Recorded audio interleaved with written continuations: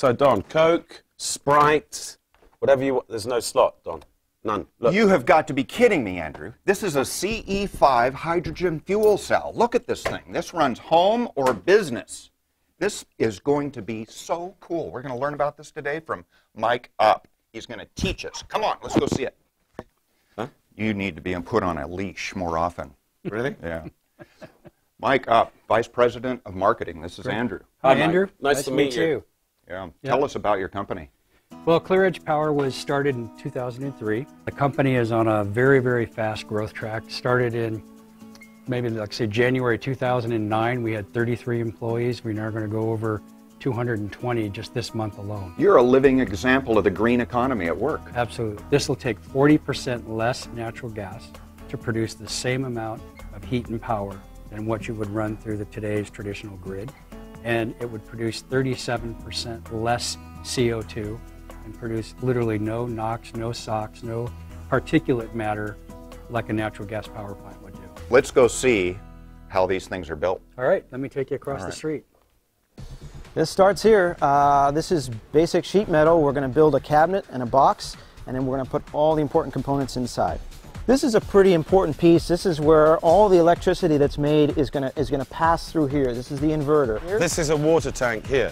It is. Is it? And we've just installed one, water tank, and then that's our oil pump. That's for our oil loop. What is this? This is a steam pump, and that's for our water loop. This is the overboard heat exchange. This is part of an essential cooling system that's actually going to collect steam and cycle it back into the system for water. And this now is starting to look more like the original masterpiece. It is. Bring this down into like bite-sized chunks. Sure. What goes on here in this box is we have natural gas that comes in, that goes in a fuel processor and becomes hydrogen. Hydrogen is the fuel for our cell stack. Right. Cell stack makes power.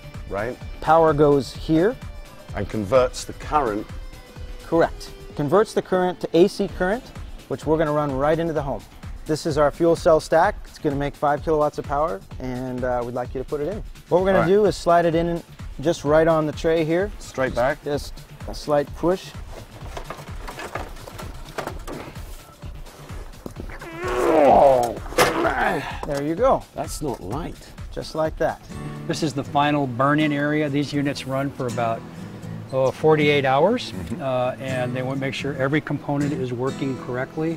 And as you can see, the units are connected to the building, so all the heat and all the power that this unit produces while it's going through burn-in is actually going in and offsetting our use of heat and power from the grid. Wonderful. This is all in-house developed software connected to our units that are being burned in, and it's testing all kinds of sensors and potential points of failure, so that as it goes through the burn-in process, we're making sure that all of those are testing out before the unit is ever shipped to the customer. So when you say burn-in, you mean the unit's just running for 48 it's hours. running for a while.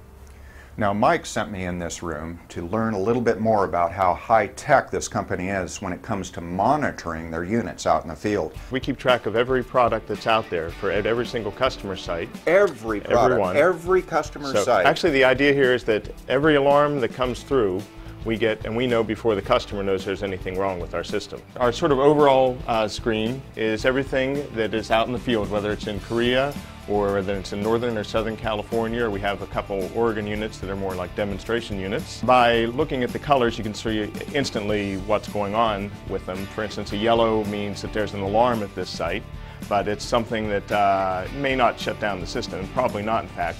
But we actually look at it right away and say, hey, there's something going on with that, and we better look into it a little bit further and see if we can get the situation rectified before the customer even knows there's anything wrong. So green means it's going fine. That's right. That's good. And That's what's right. blue?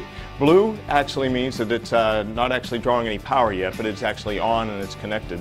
This is safe, efficient, and green. Well, we did manage to find out that this is not the most expensive Coke dispenser on the planet. Right, Don? That's right. This is clean, clear, safe energy. It tastes pretty good as well. What's that? This is Coke, Don. It came out of the back of this machine. Oh, sure it did. This particular model has two purposes: energy and Coke dispenser. Yeah.